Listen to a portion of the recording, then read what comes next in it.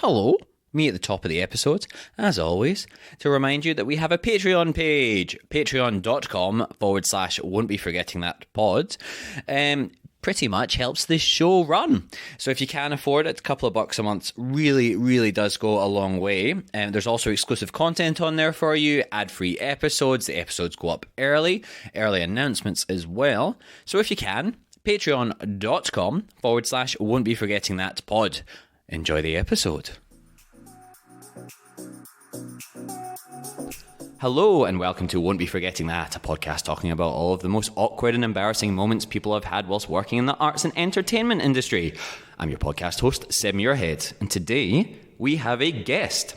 They are a writer, a comedian, an actor, Nina Oyama. Hello. Thank you so much for coming on just now, mate. So at time of recording, we're in the final week of Adelaide Fringe. We are. You doing all right?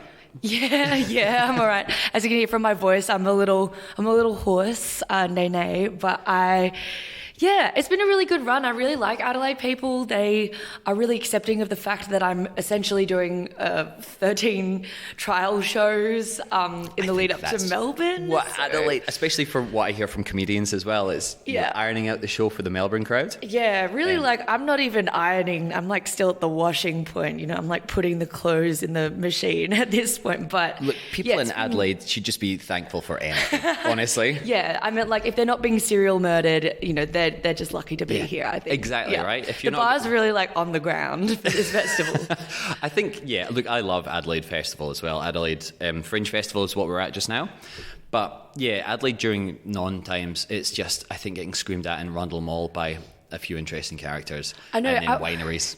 Is this rude to say, but it's hard to tell who's a fringe person and who's a fringe festival person and who's an unsheltered person, because they both just sort of look really upset and they're carrying heaps of bags. Those $2 shop bags and pushing trolleys, and you're is that a Goulier clown or an unhoused person? You're just I think they're one and the same with Goulier clowns, and I don't mean to say that in a disparaging way. We love Goulier clowns. But they do, there's a lot of prop stuff and a lot of... There is, and it's a hard festival, to their credit, I've heard a lot of people being fuck, it's a rough season. I think sometimes with some people's shows, it's always going to be a rough season as well. And I don't mean that in a disparaging way. I've done my fair share of crap shows. Yeah. But then that's what this podcast is about. I know, right?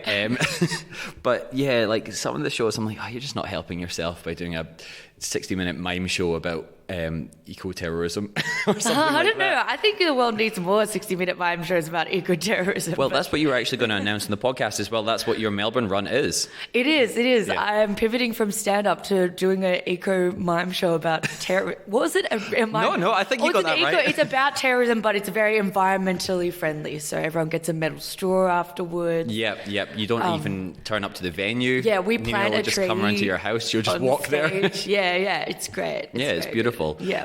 So the way I usually like to start off the podcast as well, once I get past shitting on Adelaide as well, which is obviously mostly jokes, is I like to give my guests compliments, because I realise I get all these super talented people in and then just make them talk about their lowest point in their career. Okay, as well. This is some kind of therapy situation where you'll have to build us up so that we can go down deep. Fucking tear you down afterwards. I feel you should do that in the opposite way. I think you should get into the nitty-gritty of horrible stuff and then later build us back up, because that's when we're going to need it. That's the aftercare. Okay. You know how whenever you give someone bad news but you go good news, I go, no. Is it good news and then bad news, or bad news and then good news? Bad news then good news. Or is it? Oh, I think it's actually good news and then bad news. Maybe you're doing it correctly. Good, thank you. Okay, I also never thought of it that way as well, so I'm going to edit that part out and pretend like I came up with that idea myself. It's fine. I think most people are just here for the depressing stuff, so I think you want to preload with the good stuff so that the audience, because they won't listen after they've heard your most embarrassing story. They don't want to hear you get gassed up after that. No, nobody wants to end on a high note. Everyone wants to be really depressed at the end of shows. Which is also a lot of Adelaide shows. I'll stop, I promise. I love you, Adelaide. But yes, sorry, I like to give compliments is just a little, first of all, if anybody that's listening to the show maybe doesn't know the guests, it's a bit of a precursor to be these people are talented. They're just talking about really shit points in their career. Yeah. And then secondly as well, I find that I bring people in and then it's just really fucking sad podcast sometimes as well. So I'm no, fuck, I'll be positive. So you're you're a comedian, be funny. Yes. If you're going to be traumatized, be hilarious. Come on, clown, tell us a joke. Yeah. But yeah, fuck, man, you're like one of those proper multi-hyphen motherfuckers. So a multi-hyphen motherfucker. I like that. That's better. That can go in your show poster as well if you want. I'd just like some credit. I've just been saying slashy. Just kidding. I've never said that. I hate people like, I'm a slashy. I'm like, shut the fuck up. Nina's winking at me just now and crossing her fingers. So I'm just saying. But yeah, I was like, I very much loved some of the work you've done as well on Deadloch as well. Thank you. You're saying that correctly as well. I know. With your accent. You're like Scottish. Yeah. It's nice to hear a Scottish person say Deadloch, like properly. Like we're just like Deadloch. Was that the police? Oh, sorry. I was sitting on my I was leaning on my Apple Watch and it accidentally did an emergency call. Oh my god! Okay. Well, it went the podcast and then it was like cancel, and I pressed the cancel button real quick. Okay. Yeah, I don't know how that happened. That's never happened to me before in my entire life. All right, well, I'm glad to know that. But I'm feeling very unsafe right now. No, mute. No, it's fine. I'm glad to see Apple thinks that I'm a threat as well. Having hung out with certain people in the comedy scene as well, I'd like to think that I'm one of the less threatening types. No, I'd say so. Oh, thank you. But the night is young. Fuck. No, I'm doing a compliment to you, which I'm going to rescind now. No, it's fine. You're a great actor. You're a great stand-up, great writer, all that stuff. Maybe my phone is just allergic to compliments. My watch was just like, you're about to receive a compliment. You hate yourself so deeply. Like, let's shut it down. Your heart rate's so high. You're like, fuck, are you okay? Have you just been in a car crash? Heart attack? I'm like, somebody's saying something nice. Well, I'll stop that now. No, keep going. Okay. Yeah, I was going to say, sorry, love Deadloch as well. Love your writing on Class of 07, YOLO Crystal Fantasies. Oh, thank you. You've just had the Latecomers as well. Yeah, which is being nominated for a few awards. Oh, it's actually won a few awards. Oh my god. Yeah. Well, sorry, that's so clean take. It's so cunty to say that. It's actually won a few awards. Like, sorry, but we actually won. You never put award winner in your intro, so I did. You know what? I did after we won the award. I was like, oh, did you? Okay. Yeah, because I was award nominated for just years. I think because when you get nominated for awards, it's like, oh, it's so close. And then I finally definitely when know you get about one, that. you're like, Nina, I know about being nominated for awards. But yeah, oh fuck, that's sick as well then in that case. Yeah. And then obviously, very talented stand-up as well. I'm an okay stand-up. I think my stand-up is the least good thing. Well, come and see Nina at Melbourne International Comedy Festival. I'm award nominated as a stand-up. I'm not award winning. Only nominated. Let's just say that. So yeah, I'm just award nominated. No, sorry, that's so. Oh my god! Every time I say something on this show, I'm just like cringing at myself. Anyway. Yeah, perfect. That's what the show's about. Great. So I'm actually trying to lure you into a false sense of security. Oh, okay. Cool. Yeah. So you'll start saying all this stuff, and then I'm just going to cut out all of my interview and just have all your sound bites. And it's just me bragging and then me being sad. Well, I love that. That's a beautiful journey, really. It is, from the isn't top it? to the bottom. We're also recording it in an art space just now as well, so I feel like you could just do this as a one-person show afterwards. Yeah, potentially. Also probably better than a lot of other shows. Yeah, I don't think so, man. I've also had enough of seeing one-person shows, if I'm being fully honest with you as well. Yeah. I fucking love the Butterfly Club in Melbourne. Yeah. But if I have to go and see another one-person show there, I might kill myself. Yeah. What do you define as like a one-person show? What did I find them as? No, what do you define that? So like, do you think, because I think a stand-up comedy hour is sort of a one-person show. Okay, and a technicality, yes. That's not what I'm talking about, like a one-person's cabaret through their life. Through their life and the depressing times when they found out that they had ADHD or something like that. Oh my god, that's so funny. If you like those shows, please come to my show. No, I'm joking. No. I've got autism, so I can shit on ADHDers. I feel like we're higher up in the scale, right? Is that how it works? The neurodiverse. Do you know, like, I don't know. I feel like everyone's autistic or ADHD in this industry. Like, it's sort of more of an anomaly. It's like how every woman is bisexual in this industry. It's like, it's so hard because I'm bisexual. I'm like, bitch, everyone's bisexual. Like, so many people do shows on being bisexual, and it's like, if it's a straight person, I want to see. No, that sounds bad. I don't want to. I only want to see straight shows. To the point where it's more strange if someone is like, I'm straight. Like, fully straight as well. I'm like, whoa, like you're like a little, like a zoo What's animal wrong to with me. you? I'm like, are you okay? Yeah. Like, but yeah, it's pretty funny. Yeah. It is pretty funny, isn't it? So I'm sorry. Imagine being straight in this day and age, like when you don't have to be. How dare you? Are you straight? Yeah. Sorry about that. I'm joking. Disgusting. Well, we're just going to have that on repeat for all our Scottish fans. So if you are also a Scottish fan, please go and attack Nina for her previous Deadloch and disgusting as well. Please, I implore you. Sorry. I also feel like my compliments there were very undercut by a level of rudeness. Rudeness as well. I like to inspire that in people. I like to bring out the bitchiness. You've brought out the worst in me, which is impressive as well, because I haven't been travelling for as long as you have for the past few weeks, but I've just been sleeping on like fold-out couches and blow-up mattresses for a few weeks now, and I've had enough. I'm being honest. Oh, mate, I'm sorry. It's fine. I'm in a lovely hotel with air conditioning. Yeah. See, I'm a real asshole now. Yeah, I did the hard yards, and I was like, you know what? Never again. See, that's what you need to be. You need to be a proper slashy, and then you get put up in the hotels. Yeah, you just be some pleb like me that turns up to the Fringe not actually being in a show and being like, oh, why is it so hard? I'm getting free accommodation with my friends. But yeah, sorry. My compliments were all genuine there as well. I'll link a load of Nina's work at the end as well, but you can obviously just find it on basically any fucking streaming platform in Australia. Yeah. Do you want to know, sorry, this is like me being totally full of myself, but I found out the other day I'm on every single platform, every channel and every streaming platform in Australia, except for Channel 9. And I was like, I got to get on Channel 9. What do you want to go on Channel 9? Or what do you hate on Channel 9? Burn those bridges right now. No, I want to go on Channel 9. I don't know. What's Channel 9? Is that Neighbours? No, that's Channel 10. 10, is it? Okay. Which I've already been on, so I'm like, whatever. Yes. But yeah, I realised that the other day. I was like, Neighbours. It's pretty cool to have your work everything in that. Yeah, everything on everything. Are you on all the weird streaming platforms like Tubi and Mubi as well? Oh no, I don't think I'm on Tubi and Mubi, but that would be cool. All right, well, Channel 9, Tubi and Mubi. I also why I said them differently. Yeah, come on. Any student filmmakers listening, just reach out as well. Don't need to pay. I presume you're happy to just work for like free catering that their mums made. Oh yeah, I've done that a lot actually. Yeah, me too. It's always really good. It's like home cooked meals. Right, I've had some of the worst food on student films. Oh really? I'm celiac as well. So again, see, that's not their fault. That's on you. How dare you for a start? Allergic to wheat. Okay.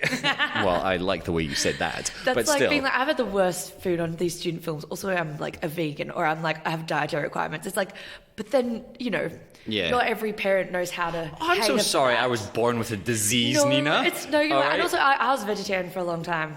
I'm still trying to be, but it's hard. But yeah, I don't know. It's like a whole thing. And I'm not blaming anyone for having dietaries, but like, I think when you're on student films, you got like not old ass parents, but like like most parents aren't like raised with dietary requirements, if that makes sense. Like yeah, that's fair enough. Like I think we're all raised being like, oh, we have got vegan friends, so when we like put on a spread, we always make sure there's like plant-based stuff, and we cook with like coconut oil or whatever. Yeah. And then when you have parents, they're like, they don't know. Yeah, bar is vegan, right? Yeah. But I also feel like you got a fucking phone in your pocket. Just Google it. Yeah, that's true. Yeah. Yeah. And like, again, I'm not complaining. I mean, I'm complaining. I think I've only complained so far on this podcast episode. So you've brought the worst out of me. Thank you for that. You're welcome. It's my whole thing. I like to make everyone toxic around me. It's nice. And then you look like even better by comparison. No, I don't think so. I think I just drag everyone down to my level. I'm like, now you're all well, it's fucking working for you. So maybe I should be like that a bit more. It's fun. Can I be a toxic white guy with a podcast? Oh my God. Are there any of them? Will I be the first? Yeah. Fuck. All right, what else? I was on a student short film once, though, and for the catering, they didn't know what celiac was. Oh. And look, I get it, but it's whatever. It's my own fault for doing these kind of projects. It's not. It's fun. But they got me a loaf of... Yes, that was... What is the address? Let's dox them right now. RMIT. I might edit that like out. in Melbourne? Yes. Like the whole university. The whole university made a short film. So if you're listening, dox the entirety of RMIT. I'm probably going to have to bleep this out now as well. Yeah. They do, and they hate foreign people as well. Oh, wow. Okay. I don't think that's true. I know a lot of international students there. RMIT, actually. But yes, one of the filmmaking groups there didn't know what celiac was. They were like, oh, I saw this had gluten-free on it, and they got me that for lunch, and it was just a whole loaf of banana bread. Oh. Which isn't great, I'll be honest with you. That's especially, the opposite of... You ever had raw banana bread? It fucking sucks. Raw, as in like the batter? No, not the batter, so like untoasted. Sorry. Oh, yeah. So that was one of my saddest meals on set. It should be called banana toast, don't you think, when you toast it? All right, we don't want to fucking burning your gear on this podcast, thank you, mate. Hey guys, like, what's the deal with banana bread? When they toast it should be called banana toast. All right, Jerry Seinfeld. Field? I don't even know. I've never... Dude, my material's not like this at all, but that's how I imagine clean comedians are. Is it? Is that what you do when you go to your corporates? And you're like, wow, okay, booper. Yeah, okay, booper. Is that like okay, boomer, but for insurance? Yeah. You just turn up and you're like, okay, booper. Why don't you give me free insurance? Yeah. Well, this is like leading quite nicely into the podcast as well, as I mispronounce. I think I just mispronounced there, and nicely. Anyway, English is my second language. But what's your first language? Scottish. Cancel Nina, please. Everybody come out. I'm usually quite nice to my guests as well. I don't know what's going on. Really? How dare you be surprised by that? To me. Well, this podcast is unreleasable so far. I think it's the heat as well, though. I've just lost my mind. Yeah, man, it's totally the heat. Yeah. Ow. Dare you? Oh my god. You're so mean. I didn't realize I was on like the mean chat or whatever. Middle-aged white guy with a podcast. Yeah. I'm just here to neg you. It's like chicken shop date without the subversive gender patterns. I know exactly it's what you're talking about. Funny when a woman is mean, but when a man is mean, ooh, red flag. No, I'm kidding. I'm just being rude to you. I think that's probably what is happening. Is I'm feeding off that, giving it to you, and you're giving it back, and I love that. That's inspiring. Yeah, nice, beautiful. Yeah. And can you feel the tension in the room? I'm genuinely worried. My watch doesn't have an emergency call function on it, but I'm thinking about going to buy an iPhone or an iWatch after this. Apple Watch. Yeah, I got it so that I could know my steps. Yeah, right. Mine does steps as well, but then I'm also a very sedentary person as well, so I never hit them. So I'm getting negged by my watch as well. Yeah, well, that's on you, man. Yeah, it is as well. But it does... Anyway, I was going to get into complaining about my watch. That's not what this fucking podcast is. That's the Patreon episodes, everybody. Subscribe to Patreon. So wait, there's a Patreon for this podcast? How dare you? How fucking dare you? This podcast has been going for 15 minutes, and this might be the shortest episode ever. Oh, really? It feels like it's been going for 15 years. Oh my God, I'm so sorry. Okay, well, I was going to say, it's been an absolute pleasure. Like, I'm so grateful for having all of my guests on, but this might be the worst episode. I'm going to go home and cry. I don't even have to perform. No, I'm joking. Again, middle-aged white man, I don't cry. Yeah. I just push it real deep down. Great. And then it comes out in a podcast. Toxic when a girl's mean to you. My Patreon episodes is just me complaining about all my female guests. It's like, I was just being really nice to her the whole time, and she was just so mean. And you know what female guests love? When you call them female guests. Yes, I know, right? Exactly. Like these, I suppose, we're just people. Guests, babe. We're just guests. I know, I'm joking. You put me into this. This is a character. Fuck. I'm having so much fun. I'm so sorry. Okay. Let's be normal. We can be normal. We can do this. I'll try. I promise. I'll try my best. I was going to segue into the podcast now. Yes. And we mentioned corporates, and I was going to ask, like, that's where a lot of embarrassing stuff comes from. Oh, yeah. Sorry, I'm going to take a minute to get myself together. That's okay. No, sorry. So, like, I always have my go-to questions with a lot of the guests as well. So, being as slashy as you self-proclaimed. Yes. I've got a lot of different questions. So, like, with comedians, it's always, I mean, the open mic nights are a bit of a given, to be honest with you. But then we've got the corporates, we've got the... the bombs, which I don't... Do you get embarrassed by any of that stuff anymore? I mean, judging by the past 17 minutes of this podcast, you don't seem like you're easily embarrassed. You're actually probably out there attacking people more than anything else as well. No, I get so embarrassed, but I think I have like a fraught relationship with stand-up where it's sort of like I started out doing it when I was 17 years old. Right. And it's sort of like, it's like if I was like a typical like male comedian, like stand-up is like my wife. They're just called comedians, thanks. Sorry, I was like comedians. But it's like I think stand-up is like my wife. My wife. Just about to fucking say that. Okay. Oh my God. We're so hack. Stop burning material on the podcast, Nina. I don't mean to tell you what to do as non-comedian myself, which of course is my right as a middle-aged white man to tell you how to do your job. Absolutely. But yeah, if you want to keep, I can cut out all those bits that you've obviously got in your show as well just now. Oh yeah, clearly. No, my show's way better than that. You are a Borat impersonator in the show. Yes, I'm an eco-friendly terrorism-based Borat impersonator. Is that what I've got so far? Yeah, I'm going to have to re-record the intro as well at the end. Yeah, I'm not a slashy in the way that I'm a comedian actor. I'm a slashy in that I'm a Borat impersonator and a ghoulie clown. I would go and see that show. Yeah, personally. while we were. Stop burning material, mate. I can't even remember what the question was. It's not burning material. I'm just being funny. It's just like, am I allowed? Is that a crime to tell a all in your succulent show. Chinese joke? But Nina's anyway. just reading from a script now as well. You just had your it's entire all my set rejected list. jokes, the ones that didn't make the cut. No, but I have like this weird, strained relationship with stand-up where it's the first thing that I did. It's the thing that I loved first, and I'm so sorry as well. Could we speak into the mic a little bit more? Oh, as well? yes, sorry, Yes. I forgot to be. I'll sit more just, front on as well. Yes, sorry. Testing, Very 1, 2. official. Welcome to the Smothers Brothers Radio Hour. But yeah, I started in stand-up and I did that since I was 17, and it's sort of like I have this very fraught relationship where it's like the first thing that I loved. It's the reason I'm in comedy. It's the reason like I write scripts. Like after I started doing stand-up, I started watching sitcoms and like, you know, like for my year 12 major work, what do you call year 12 in like Scotland? Like, so Scotland's different from Britain, but we call it S6. S6. So like my S6, are all your listeners Scottish? No, remarkably few. Most of them are Australian, to be honest. Like when I was in senior year for my major work, like I studied script. You can do this one elective, which is where you write anything you want to, and most people just write a short story, which sucks. Everyone writes like the world's worst short story. Wow, all right, judgmental much? No, it's true. I don't know. Ask any English like teacher, they'll be like, yeah, it's fucked. Every time I have to read this stupid short stories, they're horrible. But I thought I would write like children. Yeah, but they are doing their S6 exams, so they should be. Anyway, whatever. I'm just in my mother's voice now. You should be better. But no, like I chose to do a pilot script. Like I wrote a comedy pilot. Yeah. So I had like a writing sample from like a very young, like since I was like 17, 18 years old. Was writing comedy in like a very structured way. That's so boring to say, but I think like it was because of stand-up. Like stand-up is like my first love. Yeah. And then in recent years, I sort of just have been a bit off stand-up, you know, where I'm like, oh, I kind of prefer writing.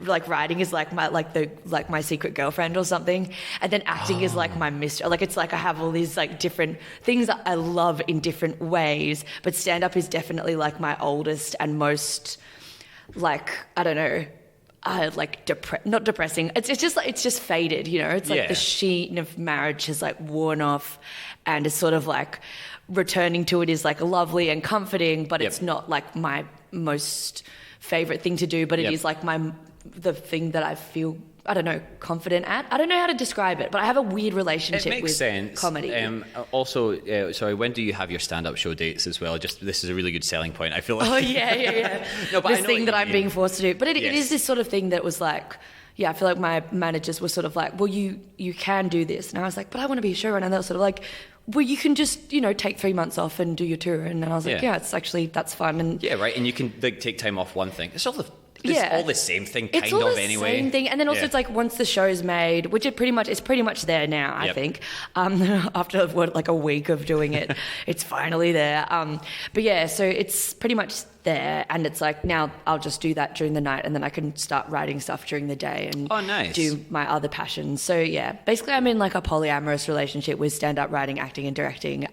But stand-up is like how very Adelaide Fringe of you. Yeah, it really is. Are you sure you're not in the circus? Melbourne of me. Yeah. So what you're saying is that you've completed stand-up comedy, that you're the best out of anyone else. No, like you've the now opposite. moved on to complete the rest. No, I think it's this weird thing where it's like I don't think I think with stand-up I've gotten to the point where I'm as good at it as I can be, and I know I'll never be the best. Like I know I'll never be like, I don't think I'll ever get like a Netflix whatever. Like, you know, I don't feel that way about stand-up. Whereas like when I do writing or mostly when I do writing, I love like the process of writing and the process of a writer's room and like the process of sitting down and writing a script and like imagining worlds and directing. And I love that so much more. And I feel like my future is sort of more geared towards that, or I see like ways to escalate that in ways that I just don't see with stand-up. Like I don't feel like I want to do the Edinburgh Fringe. It sounds horrible. Like I don't love stand-up enough to do that. Have you ever done it before? No. Right, good on you. It sounds horrific. I was like, I don't need to. And I also like,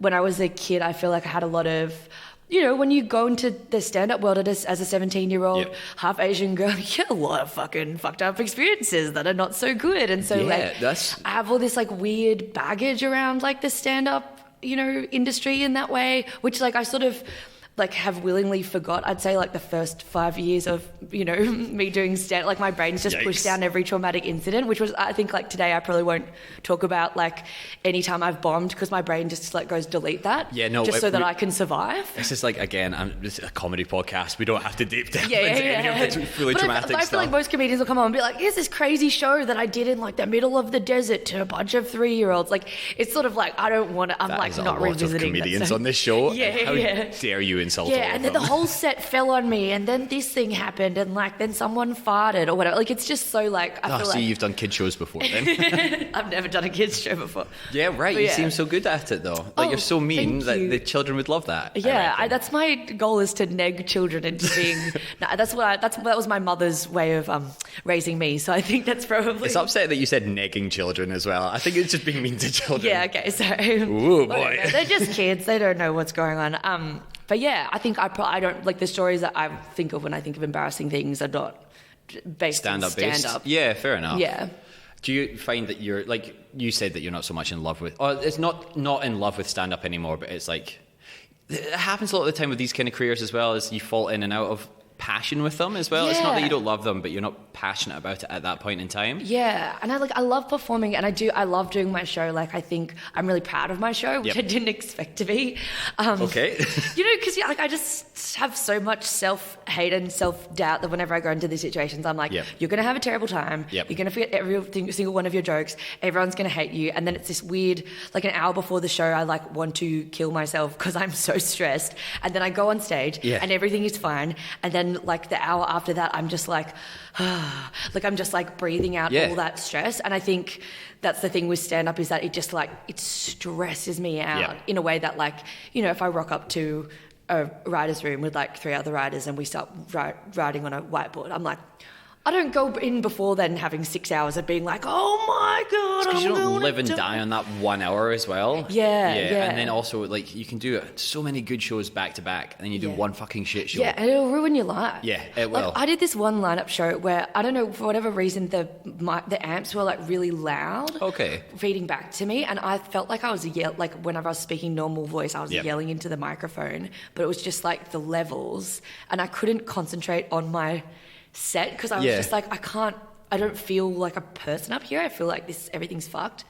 Yeah, and then you get in your own head, and then you're like, oh, that's great. And then I'm like, oh, I've just bombed to like people I don't care about for 10 minutes. Like, cool, whatever, I don't know. And it's also one of those things as well, like live performance, you're like, maybe this is the only time these people actually see me as well, and then that's all they've taken away is this one person that's confused by why they're so loud on stage and not like done the best of their ability for that night. And then you have to carry that around with you for the rest of your fucking life as well. So I get why and that it feels kind of bad stuff. because you want to do your best. Yeah, and right. you want everyone to have a good time. But also, like, it seems like from the outside perspective that stand-up comedians are meant to be like cool party people as well, and loose and not care about anything. And it's like everyone's so fucking neurotic and hates themselves. Yeah, but I think that like it does make them cooler party people to hang out with because they're so like, I feel like stand-ups are chill about like social stuff. Maybe they're not. I don't know. I haven't hung out with a lot of stand-ups lately, but like I feel like when you get to a certain level, everyone sort of like calms down. Yeah, that makes sense. So when you get past your open mic, people. You're that like cesspool of like, who's getting this opportunity, who's getting that. Like once you get past that, everyone's sort of like, oh, we're all mates. You get past that stage of just the outcasts of society turning up to open mic nights and then be like, no, I'm a comedian just like you as well. Yeah. And then you're like, oh, cool. I hope I never talk to you again in my entire life.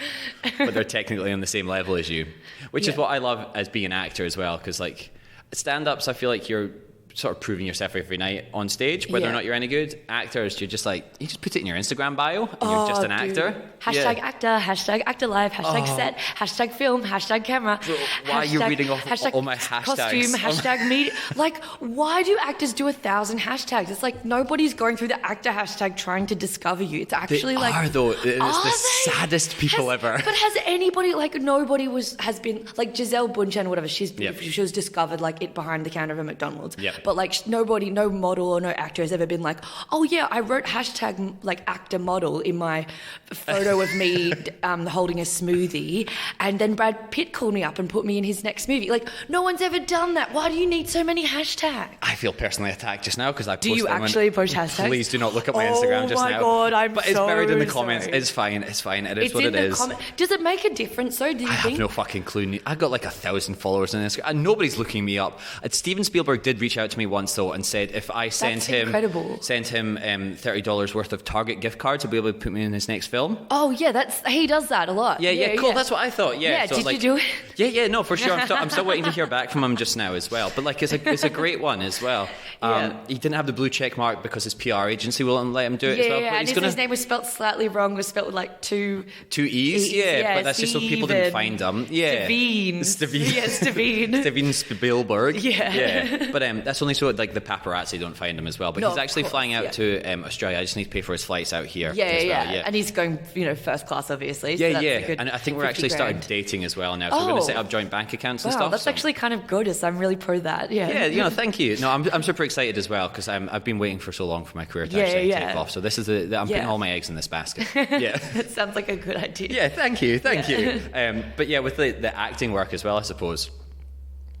I'll ask some questions based on the podcast, but are you auditioning anymore? Are you offer only? Oh my God, I wish. Are you kidding? You're on Deadloch. Yeah, it's like one show. Like, this is the other thing about like being a person that's so creative is that like, because I even hate that I'm like saying this, but like this year I won 2 awards. I've never won an award ever before in my life, and it was one of them. I was like, I felt like very deserved for, like, it was for this team of the show I did called Latecomers, which I co-created with like Angus Thompson and Emma Myers, who are both people with cerebral palsy, and they were like, we really want to tell this story, and I was already friends with them, and they basically just needed me to help turn it into a TV show, and so it felt like this really cool kind of like groundbreaking thing, and then we won a thing for it, and I'm really proud of the show. Like, I think we all worked really hard on it, and you should watch it. It's a really horny show. I don't know how to describe it. It's just like that's sold the listeners to this show. Yeah. If you like horny and sad things, and it's like a 10-minute episodes on SBS, or perfect. It's in Canada and also in Europe, but I can't remember the channels. But yeah, like I'm really proud of that, and that was really cool. And then the other one I won for was I wrote for a show called Koala Man. Yes. Which was a really great show. It was like an adult animation made by Michael Cusack, who did Siggy But Brain, who did YOLO Crystal Fantasy. So he's fantastic, and he teamed up with Dan and Benji, who are these guys that wrote Detective Pikachu. And I didn't know that. Yeah, they were my showrunners. Holy shit. Yeah, I learned everything that I knew from working on Koala Man.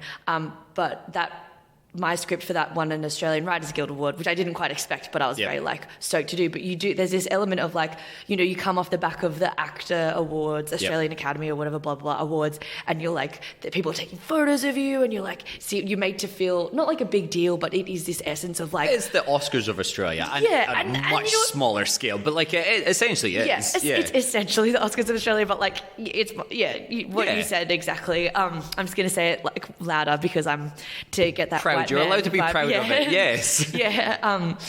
But yeah, it was like this really cool time where we all like felt super celebrated, which was great. And then like Deadloch won a bunch of stuff, and it was this really like cool time.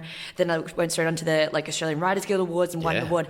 And like in my brain, I was like, oh, well, I've had these 2 momentous things, like surely the phone would ring off the hook. And I think it doesn't. Like it's sort of, things have been dripping in, but not at like a much more significant rate than they were before. Like it sort of just is dribbles and bits and bobs. Yeah. And I think that's such a good message, because it's like you shouldn't rest on your laurels. Like you should keep making your own work and keep working just as hard as you were doing before, because the opportunities are bigger, but they're not like... It's not like I'm not raining like, acting jobs or whatever. Or I don't know, maybe my agents are screening everything because I'm doing comedy festival, and they're like, we don't want you to worry about that. But yeah, it does. Yeah, I don't know.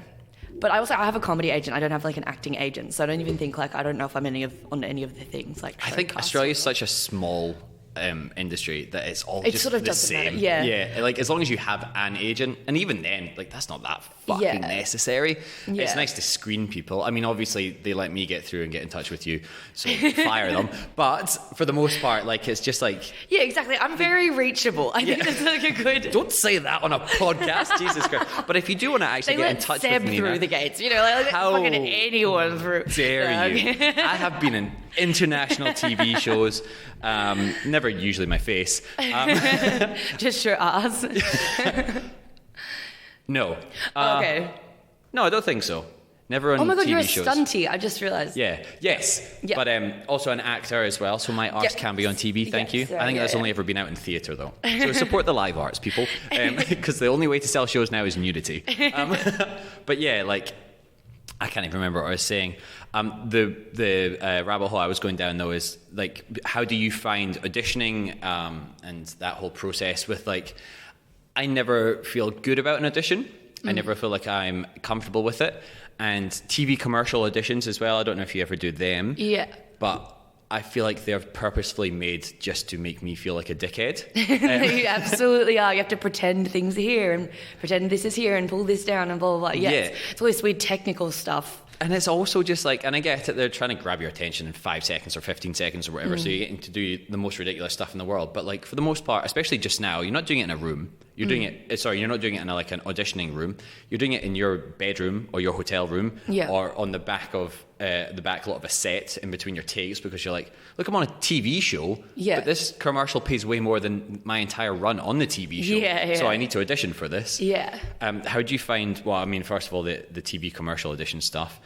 You ever had to really have any fun ones? I mean, do you do TV commercials at all? I've been in a few. I haven't. So I'm lucky in that I have gotten offer. I have been offered for them, which has been really nice. Like I'm very privileged, I think, in that I didn't ever set out to be an actor. I sort of fell into it, and it's sort of this like, oh, poor I know, you, isn't it disgusting? Nina. I'm like, this is this nice thing that I get to do, you know, and that like, and I think that sort of informs the way that I approach self-tapes, which is I do it by myself and I record myself on the thing, and then I do this crazy thing where I'll just, because I get a lot of comedy stuff, I just do like heaps of funny voices, and I just like, my theory with the self-tape is just do it in the shortest amount of time and have the most fun with it that you can. And like, because I do comedy things, like the first time I booked a job from a self-tape, it was for a kids show. So actually I have done kids shows. Would you like to say what the kids show was? Yeah, it's a great kids show. It's called Mickey vs. the World. Oh, cool. And it's a show that's about like mental health, but for kids aged like 4 to 12. Oh, sick. So it's really great. It's on the ABC. I was on season 1, but season 2 I've heard is also really good. And yeah, I auditioned to play a character called, I can't remember what it was called. I think it was called The Ick. Oh. And it's that feeling that you get when someone has a crush on you, but you don't like them back. Oh, okay. And the character just had to pick their nose and eat it all the time. So it's like your feelings, it's sort of like Inside Out, where it's like your feelings are manifested as these like real creatures. And yeah, that was, and I did all these funny voices in the background, and then I did my, not in the background, but like, you know, playing off them, and then I did a funny voice. Pre-recorded, Pre-recorded. And same in Deadloch, like when I was reading like Eddie's lines, I was like, fucking, like pre-recorded those funny lines. So this is so funny, because this is the number one thing you hear from people. They're like, never pre-record your lines, always get somebody else to do it. But you're booking fucking work off that. Yeah. And how dare you for a start? That is so rude. I'm always pulling in my stupid acting for, that's horrible. No, they're so nice, but I think actually you probably do get a more honest performance if you are acting off of someone else. Yeah. But I think I don't have that many acting friends, and I'm such a control. You know what it is? It's because I'm also a director. Yeah, that's right. I'm also a director. How many? I'm also an award-nominated director. Dude, I was talking to just nominated? Yeah, just nominated. I know. We'll keep that part out. Yeah, then. But for the first thing that I did, so you know, it's not bad. All right, another humble brag on this podcast. Then, I'm such a piece of shit. No. I'm either like a big piece of shit or maybe potentially talented. Who knows? But well, I think we can. I'll let the listener decide. Talented, obviously. I've yet to have a piece of shit on this podcast, except for myself, of course. Hey, no. Don't you dare condescend me like that. But I think because I'm a director as well, like I like to make a self-tape that feels really dynamic. And I know that's like not the way actors are taught. Yeah. I also used to look as close to the camera as humanly possible instead of looking at the person off the camera, because I think that it makes your performance more dynamic. And actually I was watching, I was listening to some kind of podcast lately, like a film podcast, and they were talking about how I think it's like Fincher like puts his eye line close to the camera to give like things a certain intensity. And I was like, I think that actually does make self-tapes pop, because if your eye line is like way off the mark, or you're just only acting off the person that's reading your lines, like you sort of don't get that same like, you know, you can't see the eyes quite as much, and everyone was like, we must see your eyes. You can't see the emotion. So I think for a long time, like I was accidentally just creating really hyper intense. Accidentally doing what David Fincher does. Yeah, I was accidentally being David Fincher. No, that's funny to say. Nina. It's so hard being me. I'm just innately a genius. No, just kidding.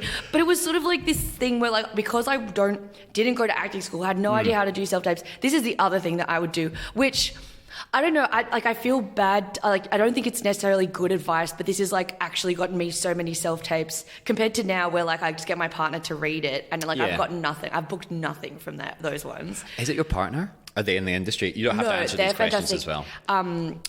They are an ex-actor. I know, whatever. You don't have to say. You don't have to say.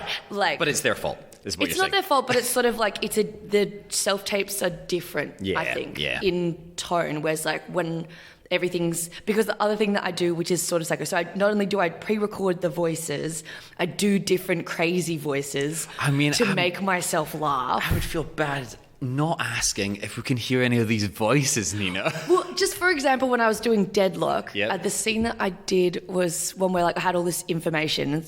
So like I think I did it. So like a police procedural for anyone that hasn't watched it. Yes, so but they have very distinct characters. Yep. So one of the characters is like, "Fucking, I'm gonna can't punch you so hard, you're gonna double as a fist puppet." And that was Nina's character. And that was my but that was one. And then one of the characters is very like uptight, like, "No, we have to do it this way. And have you ever considered the consequences of this act?" And so when I was reading those lines, I read them in the voices that I could hear them in. Yeah, right. Very distinct voices, and then played off them, if that makes sense. Yes. And I don't think anybody should necessarily do that, but it's like I just have fun because I think that's a funny thing to do and it's a funny way to act. And then, I don't know, the other thing that I did, which was probably a little bit sneaky, which is because I have the isolated audio, I record a self-tape with a little my ear pod in, and I just get a bit of hair and cover like one ear pod in my ear, and then I go back, and if the rhythms aren't right, I edit the rhythms. So I can't edit my own performance because like that's live, but if there's like a moment where it's actually funnier if the other person pauses, I edit the rhythms. So I'm a total nerd. Cheat. Yeah. No, well, it's cheating though, because it's not like real, but it sort of is like, it creates to me the funniest thing or the most realistic thing. Or see, that's where it helps being a director as well, right? Because you're like, I know how this works, or you kind of know as well maybe somewhat how they want to shoot the scene. Yeah. So then you're like, I don't think. But it's cheating. It's more effort because you have to pre-record the lines and then you have to do the scene and then you have to edit the lines. Yeah. So that's why I'm also like as short as possible. Like try and just remember. So I'll like I'll have like my iPad underneath with the lines, or whatever. Like I don't. Yeah. Because don't learn the lines either. I have a really terrible memory. I'll learn the lines if it's like a thing that I'm like really compelled to do, but most of the time I'm like, this is not worth it will take me like hours to learn something. So I just sort of do the best I can and then do the cheats, and then that's my way. But it's not what they teach you in acting school, but it has gotten me jobs. So I don't know what's right, basically. Yeah, no, I think that works as well. And honestly, like, a lot of the time, especially I used to a lot, it's just tape the fucking lines off the side of the camera, so my eye line would be there as well. But then also I didn't have to learn all these stupid lines. Which I like, it depends on how much I want the project or if I'm interested in the project. Then a lot of the time, like, TV commercials are what a lot of us audition for the most, and they were just got loads of jargon in it, and I'm like, I'm not fucking learning like 30 seconds worth of nonsense for a TV commercial. I'm not going to get. So like I fully get that as well. And obviously it's fucking working for you as well, because you've been in multiple shows and are an award winner in multiple slashes. And shut up. And wait, I've got the compliments coming again. Oh my god. Beep beep beep. That's my watch telling you shouldn't compliment me. I'm already too full of myself. I think I don't know. I think there's still that nice underlying self-hatred there as well. So it is. Whether or not we can get rid of that, because I still have that in myself. I'm scared if I stop hating myself, then I'll stop working hard. See, I think that's every single performer. You're like, I can't get too comfortable with my mental health, because then maybe I'll just stop being able to access that part of me as well. Yeah, because I think like a lot of my drive comes from the fact that like I'm deeply insecure and I'm always trying to prove myself, and so like I'm scared to like stop beating myself up, because then I'm like, well, I'll just be happy with where I'm at, and that's not what I want, because I actually want to do more and be better and be more successful, and like it's such a fear, I think. Yeah, right. Because like to lose the hunger, I guess. And it works. It shouldn't take over your life, and you should obviously, if it's a problem, yeah, please you seek go to help. therapy. Yeah. But like having that little bit of something in you, which is what we all have anyway. Like, yeah, and that's the other thing. I talked to someone about it the other day, and they go,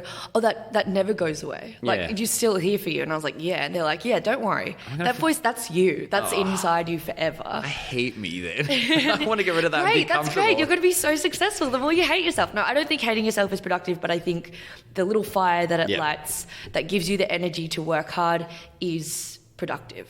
Yeah. Can be productive. And sometimes it can be so productive that you burn yourself out and you go crazy, which I have so many times. And I think that's the thing now, that I, rather than worrying about me hating myself, which I will do forever and ever innately, is like more about watching like my burnout and like my capacity. So like even like not partying every night or not drinking. Like last night I didn't drink and I was like, fuck yes. I'm so good. But how's tonight looking? I think I'll drink again. I don't know. Yeah, but it's those little wins as well, right? Especially during festivals, because you're not from Adelaide as well, right? Yeah, and it's like you're meeting all these new people and everyone's having such a good time. You're going to comedy shows. It's so nice to drink and watch a comedy show because things are funnier when you drink. I know, right? At least my show is. Shining endorsement again for the show. But yeah, like you do that, and then like especially Adelaide, you've got so many weird different shows, and I mean that as a compliment. Like I love to go and watch some circus or like a wrestling show or just like some mad burlesque. Yeah. But you just have that little bit of a buzz in tipple, you. Yeah. You've got all the accents, Nina. Thank you. This is actually my audition. This is my SNL audition. Oh, is it? Yeah. My characters, Oh no, please, sorry. I'll be silenced for the next 20 minutes, and you can just run through all your characters you've come prepared with. Borat, I think, is one of them. Oh yes. But yeah, so like if you go in, and then everyone else is drinking, and it's just easy. And then for the most part, it's like if you're at the artist bar, you get cheaper drinks. Like it's be an artist. Yeah, be an artist. Save so much money, and not just lose it constantly as well. Yeah. But like and it's so easy. You can lose it slower by getting the $4 vodkas at the artist bar compared to if you get like the $8 vodkas at the regular guy bar. But then you also have a regular guy job, which pays money. Regular money, that seems like a whole thing. Fuck that. Good old exposure. But yeah, like it's just so easy. And then a lot of the time when you're away, especially, you've just got nothing to do during the day so much as well. Yeah. So you're like, I can that's just why be I'm hungover. here, man. Thank you for giving me purpose. Anyway, you're welcome. Do you know what I did before this? This is how like nothing I've got to do. Actually, I have so much I have to do. I have to do my taxes. I have to write this other thing. But that makes me feel slightly better about you turning up for here now. Because if you're saying I've got so little to do, I'll just turn up to meet this strange person in the middle of nowhere. It's more like to break up my day because I wanted to get out of the house every day, and I'd already done my groceries. So I was like, well, at least I'll leave. Second best after groceries. This podcast. I love doing my groceries. Do you know I've been cooking so much during Adelaide because I don't want to spend money because everything is so expensive. Oh my god, it's fucked. I paid like $25 for 3 chicken strips. I was like, that's a rot. That's disgusting. Yeah. I thought you said raw, and I was like, no, you should get. Yeah. You should cook them. Yeah. I just want salmonella for something to do. But it's crazy. Today I made a stock. A stock? Yeah. Because I bought a Woolworths chook. I bought like a roast chook, a bachelor's handbag. Oh, did you? Did you? And make a stock with it? No, so I stripped it and then like obviously ate all the bits of chicken and flesh I'm such a bad vegetarian. I should get back to being vegetarian. Right. Wait, I don't know how to not eat chicken. The big sad chickens. It's a white meat. It doesn't count. Yeah. Chickens don't have souls. It's fine. They're fucked up. They're like evil. I'm doing a good thing by eating them. It's like no. What is it? Use all parts of the kill. But I made chicken stock. Oh. From the bones and then from like vegetable ends that I'd used because like I used a lot of like carrots and a lot of like the nubs, and like shallots and like little ends of stuff, and then I made a stock today, and that sounds so much nicer than just a pot of garbage as well, which is essentially what it is. But it's like you boil it and you like salt and pepper and you put in oil and it's like it tastes so good. So I think. Yeah, I'm actually having a very wholesome Adelaide, I think. Well, this week. Last week was a bit of a... Write-off. Shit fight, yeah. And then Sunday night will probably... Oh, Sunday night is definitely... fucked. Yeah. But in between... In between, like... Beautiful. I'm being fully, like, cottagecore, man. Like... Yeah, making my own food, cooking my own stock. I might make, like, a nice little soup from it later, Oh, yeah, the perfect weather as well. It's, like, 36 here just now, so that's the perfect weather for a soup. To just have a boiling hot soup. Yeah. Well, I feel like my voice is fucked, so I feel like a little chicken soup wouldn't go amiss. Yeah. I think it's because of the dryness here. I realised we've just gotten into talking about cooking and complaining about the weather now, which is what all the people want to listen to on a podcast. Oh, yeah, obviously. so it's the glamorous part of showbiz. Yeah, guys. So if you want to learn how to make a chicken stock or survive Adelaide Fringe, hit up Nina. Yeah. We'll give out your personal number at the end as well. So yeah, it's 040. No, I'm just kidding. Oh God, I was like, fuck, I don't want to have to edit this part. And my credit card number is 42. No, I'm just kidding. No, please give me that part. I need that part. It's okay. It doesn't have very much money on it. I want that Amazon Prime money. Ooh. I don't know. I feel like actors don't get paid a lot. It's at all, crazy, actually. Right? Like, I think that's the money I've made. I'd say, like, the most amount of money I've made is from writing. Like, if you're doing shit for money, like, be a writer, man. Jesus Christ. Like, writers get paid a lot. Yeah. And then I'd say actors get paid nothing. It's so funny. I'd say stand-ups get paid. The ones that are touring and, like, making constant, like, getting constant crowds, I think they make quite a lot. They just do 3 months of work and then they make their yearly income. What happens if you're really unfunny and untalented and you need people to write things for you? What's the best avenue for that? God, just asking for a friend. For a friend. Is he called Seb Muirhead? You said my surname properly as well. Thank you. Well, what do people say? Murhead? Murhead or Murrayhead. Oh. Yeah. That's weird. Yeah, it is weird, isn't it? How dare they? Yeah. Anyway. Hello. Now, before we get into our next story, I've got to tell you the main reason why I'm able to fumble through my awkward and embarrassing day-to-day occasions. Coffee. Now, fortunately for myself and all of the listeners, we have paired with one of Melbourne's best coffee companies, Coffee on Q, a coffee worth talking about. Get ready to caffeinate yourself through your next awkward moment with Coffee on Q's signature Elevate blend. Crafted in-house with precision, each sip delivers delightful flavour notes of strawberry, chocolate and marmalade. And here's the deal you won't want to miss. Coffee on Q is offering an exclusive discount to all our listeners. Simply use the code WBFT15 at checkout to enjoy an incredible 15% off all coffee purchases. That's right, WBFT15 is a key to savings, making sure you're properly awake to remember your next big embarrassing moment. Now, this code is valid for all coffee products, so make sure you stock up on your favourites. And the best part? You can use the code WBFT15 as many times as you like. So don't miss out on the opportunity to enjoy the finest coffee Melbourne has to offer. Simply visit Coffee on Q, and that's QCUE.com.au, and enter the discount code WBFT15 at checkout to unlock 15% off your next coffee order. That's WBFT15 at coffeeonq.com.au. Coffee on Q, where awkward moments pair perfectly with your daily cup.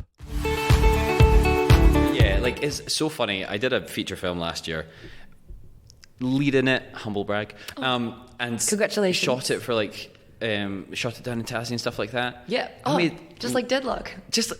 Was it a crime show? No, so it was a movie. It was a family drama. Oh yeah. So we just had everybody come off Bay of Fires and Deadloch. Oh my God, and they went straight onto your show. Yeah. Are they okay? No. Because on Deadloch, all the crew was tired as hell. Okay. It was so cold. They're like standing in the water, freezing their nuts off, and then half of them are like, now we're going to go work on Bay of Fires in Queenstown, which is even colder than Signet. Middle of nowhere. And Hobart. Yeah, insane. And then they all went onto your film. Yeah, so... Oh my God. Did you help them? Did you give them treats? Me, personally... Yeah, I kept treats in my pockets. I was having for the breakdown. So was I, but I was like... All right, well, you're a better person than me, Nina, all right? If you come on my podcast purely just to tell people how much better you are than me at literally fucking everything. Yes, thank you so much. You just got to put treats in your Keep Warm. That's my little secret. Okay, cool. You just buy a thing of Kit Kats if you can afford them and put them in your Keep Warm and then just give them to the crew. I cannot afford Kit Kats. Oh, I'm sorry. I'll take it from Crafty though, but... Yeah. But we shot in the middle of nowhere, in a place called Oatlands. I think we had 80k an hour win some days. Oh my God. Yeah. Nightmare for sound. It was, that was fucked. Who was your sound? Was it Gunai? No, so we brought in some Melbourne people, unfortunately. True. Well, yeah, because all the fucking people that were on Deadloch and Bay of Fires had to go home and die. They had such a rough run, that crew. Yeah. Absolutely, shout out to the crews that work in Tasmania, because It's crazy. Fucked. Like you never have good weather conditions. No. And none of the shoots are indoors. No, and it's either like so hot, like you can't function, or it's so cold that like I've never been warm in Tasmania. We had like really glary summer days. Oh, like, really? Yeah, there was one shoot, I think like early Deadloch, where it's just like we were all boiling, but because the show was set in winter, we all had to wear these like winter coats and stuff. And then Mads, who played Eddie, who is a Darwin cop, when we were shooting in the winter, she has to wear this fucking t-shirt and these like cargo shorts. That's like, disgusting. Oh, it was terrible. Yeah. Even some of the other people in it as well. Friend of the show, Jackson Tozer. Yeah, I love Jackson Tozer. Oh, we all love Jackson Tozer. He's the best. He's in Ricky Stenicki now. Yes. He's a phenomenal actor. Anyway, I'm obsessed with him. Yes. So also watch Ricky Stenicki. I did a little bit of work on that as well. Oh, nice. Just stunt driving. You will not see me in it, but there's much more talented people that you will see in it, like Jackson Tozer and Zac Efron, who is a disgustingly handsome man. I love Zac. Have you seen The Iron Claw? Yes. He is phenomenal. That film fucked me up for a start. It's incredible. But have you seen him in real life? No. Okay. He walked past us on set one day, and I think I've told this story already on this podcast, but I was like, you know when some people are so attractive, you're just like, everything goes out your brain, you just stare at them like they're an attraction at the zoo. Yeah, He just did that, and he walked past a load of us, and then he waved at us, and I was like, I've just been staring at him for like a minute. I'm so sorry. I just waved back, and I was like, oh God, I'm sorry.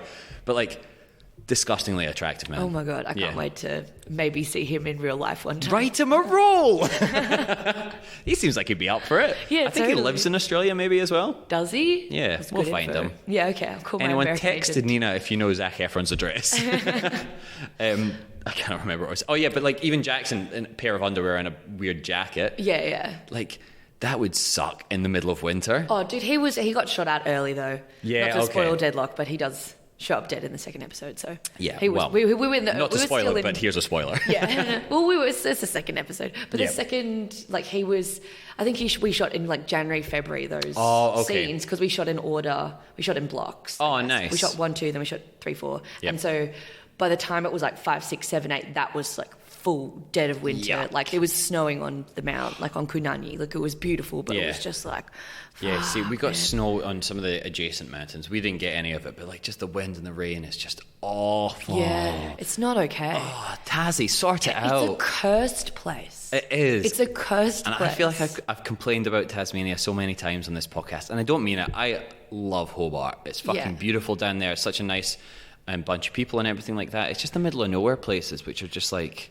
Yeah, there's nothing, but I think the island itself, because of its history, like I don't know if you've looked at Tasmanian history, but it's just so dark. Like it's just like fucked into it. Yeah, in terms of like the indigenous population and like all that stuff, and it was sort of like it feels that I don't know. Maybe I'm just because I knew all that stuff, and when you have all this pre-existing knowledge, you like go in. But I think also because the landscape is pretty wild still, like it's so haggard it's not highly populated. And I think you're a writer. Is haggard the right word to use? I think it is haggard. Okay, good. Thank you. I would say it's haggard. It's haggard. I just was like it's haggis. But it's sorry. All right, well, if we can continue to cancel Nina, that would be wonderful. Thank you very much. But I don't know. I just think Tasmania's like got a real cursed vibe, like as a state, and it's beautiful, and it's like got some incredible like places, and the food and wine is like amazing. But I just insane. Yeah, just like I just feel like there's sort of this thing with like where a lot of trauma has happened, like a lot of traumatic history has happened, like the way to sort of I don't know how to like dull it down or like kind of get rid of it is just to fill a space with people and new energy and create new stories and create new energies around that spot. And I think Tasmania, like there's not that many people there, and so it's just sort of like has, I don't know, just maybe I'm like a little woo-woo bitch and I'm like just like the energy is bad, the vibes are off, but it just like there is a heaviness that when you go there, I feel like, and you feel like that the place of it, like it feels dark, it feels a lot cursed. Of their old buildings have like ghosts, fucked history. Yeah. We did stay in a place which had a very angry possum locked in the basement. We weren't allowed to go there. My God. Yeah, which was hilarious. We stayed in a haunted, I'm not going to say what the hotel was, but we stayed in a haunted hotel. Oh, did you? It was haunted by a little girl, yeah. Oh. And we would come home and hear her laughing and the elevators would shut and close and we're like, oh God. We didn't have any elevators, so I don't think it was the same place. But we shot in a place which used to be a jail for the indigenous people my God. underground, and it's just a bookshop now. And you're like, it's fucked. It's like, and they still have the original bars in the windows and stuff like that. And I'm just like, oh, this is a weird place just to be like playing dress up in, essentially. Yeah. It feels so intense. This podcast is oh, Jesus Christ. I haven't even talked about my most embarrassing moment. For my water bottle. Cup? Oh, this is a regular cup. Oh. And then Has it got any coffee in it? No, it's gone. Oh, okay. Because I was worried when it's like lay on the ground, I thought it spilled. It's okay. This isn't my theatre. But yes, thank you to the Migration Museum and Britt Plummer for allowing us to record in this space as well. But yes, sorry. Let's get on to some the fun topics. Oh God. We will bring the podcast towards an end though. But if you did have any stories, I don't even know if we've spoken about any stories yet. This has gone on a real tangent. This podcast. Do you have any that come to mind? I know that you were saying we maybe didn't have enough time to think of any beforehand, but if any have come up in the interim of the past hour of us chatting. I have two that I can think of. Okay, beautiful. Let's do those two, and I'll let you get out of here so you can go home to your soup. Okay, my soup. I'm so excited for my soup. Well, everyone, when you listen to this, again, text Nina. Just ask how their soup was. Just... If you want to, I don't know, thumbs up, thumb down emoji, reply to all of your adoring fans. Yeah, maybe. I will. Maybe. I mean, I put you on the spot here, but we will give out your phone number at the end. I feel like, I don't know, I feel like they've probably stopped listening by now because the stories haven't happened. But they got through to the Tasmania bit and they were just like, what is this, a history lesson? How dare they? How dare. Also, I have complained about Tassie on a few of the podcasts, so I do apologise. I don't mean to. It's beautiful. It's beautiful. And it's like, it's really interesting. It's just like heavy. It is, yeah. And the weather's just not for me, if I'm being honest. No, I like the hot. Yes. Me too. Yes, I'm a hot. But it's gorgeous. I'm a little hot boy. Yeah. But yeah, it is a very stunning place. Yeah. Sorry, but yes, comedy. Funny comedy. Embarrassing stories. One is that on the set of Deadloch, I called Kate Box, who plays Dulcie, the lead detective. I called her mum by accident. Sorry, why? My theory is because I thought she was my mum. No, I'm kidding. My theory is that, like, because I had to call her ma'am a lot, I have to be like, ma'am, blah, blah, blah. And I think it just, my sound came out of my throat wrong, and I said, mum, and then I was like, oh, no. Did you say it like that as well? Mum. Yeah, I think so. And then she was like, what? She just called me mum. I was like, no, I called you ma'am. And so she teased me that for the whole time. Yeah, she was... Did they get it on camera? Do you think it's on camera? I don't know, maybe, perhaps. But I don't think there's no blooper reel as far as I know. No. But it is funny. She's teased me about it in the Amazon interviews, in the what are they called? There's like these things they do called X-rays. Yeah, like little vox pops things. Yeah. So like when you go to the Amazon, whatever you watch, when you're watching something on Amazon, it'll be like, now hear more about this exclusive clip from a roundtable of the actors and writers, or whatever. And here's Nina calling Kate Box mum, co-star's mummy. Yes, which, whatever. Yeah, it was pretty funny. That's also like one of the classic nightmares as well, when you accidentally call like a teacher at school mum or something like that. Yeah, because Kate Box was essentially the lead of the show as well. So. Yeah.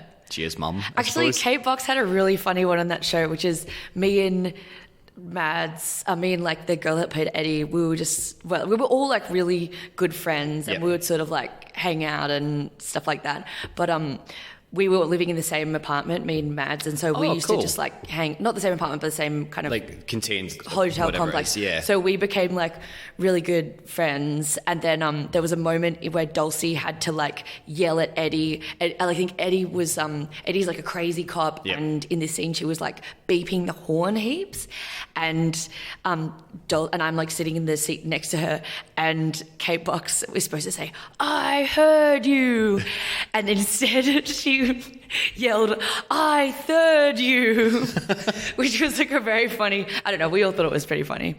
Again, like polyamorous circus energy. But we found that hilarious because she did it with the full force of acting, but accidentally said third, and it was like full force of acting. Yeah, I love that as a saying. I third you, and we just like, we teased her about it a lot. It was very funny. I think sometimes when you've been on a show for so long as well, you kind of just lose your mind a little bit because you're just in that space the whole time, especially when you're away from home. Oh yeah, for sure. Like, and then you just end up saying some of the most dumb shit ever as well. Yeah. But you're also like, oh yeah, no, just play that off. Nobody heard that, right? But it's like when you yell it, like everyone heard me say mum, and it was like, oh man, I think mum might be worse. Yeah, it's sort of like calling the teacher mum or something. Yeah, like, yes, man. Yeah, it is genuinely. Yeah, I think as well, I always get really bad with like when I like work with people quite a bit and then get like really comfortable with them, I forget their character names and they start calling them their names. Yeah, I did that on a TV show once where it was like gunshots and explosions going off, and then I screamed my scene partner's real name opposed to their acting name. Oh no. And then it's like, sorry, we need to reset that explosion. Yeah, it's so hard when you're acting and you're like acting is really hard. Yeah, it's a weird job, isn't it? It's so hard. It's one of the most difficult things. Yeah, did you hear that, paramedics? Yeah. Yeah, no, but I think firefighters. I think it is really like, I didn't say it was like important or brave. I just said it was difficult, right? It's like, no, I'll give you that. Yeah, for sure. Like stand up is important and brave because we're speaking truth to power. No, I'm kidding. Oh God, but like power to you as well. Thank you. I respect. Thanks, babes. But like I think acting is like, it seems easy, right? Yeah. Like you see actors on the screen, you're like, how hard is it to put on a funny costume and say some lines? It's actually really difficult to do it in like a specific way that like people need you to do it. God, and then when you need to do like the same thing 20 times in a row, you're like, did I pick up with my right hand or my left? And again, this sounds like such a privileged thing to be complaining about. Yeah. But it's like you lose your mind sometimes. Yeah. And then if you've made a really stupid choice to do it in like what they'd call the master or the wide shot, which is like the beginning shot which sets everything up that you kind of need to mimic the whole way through. Yeah. Like, oh fuck, why did I eat this big disgusting thing in that? Because now I need to eat it like 20 times. Yeah. Or just like you make a big funny offer like that and you're like, I'll be regretting that for the whole time. Yeah. Even in stunts sometimes as well, you're like, I'm going to do this really cool fall. And they're like, all right, you just need to do that 20 more times. You're like, ow. Oh, fuck. At least you can kind of get paid a little bit for it. But then, you're also like, you're the lowest thing, like lower on the rung than all the beautiful actors that are saying words. You're just like a goon that gets shot and they're like, you just fall on the concrete, it's fine. Oh man, that sucks. That's hard. Do you ever just do, because I think like for me, I always try and do the right thing, like the correct thing that like the director wants, but then you're like, can I do a fun one at the end or can I do one that I want to do at the end? I love that as well. And I like that. So fun take. That way you sort of, and it's usually like in a shot that sort of you could cut to without it being too much of a hassle. Yeah. Yeah. So I love doing that as well. A lot of the time with stunts, it's not quite that because it needs to be like really choreographed. Yeah. And you'll do all that stuff before you get into the space. But then sometimes they're like, oh, can you try this? You're like, I can try it.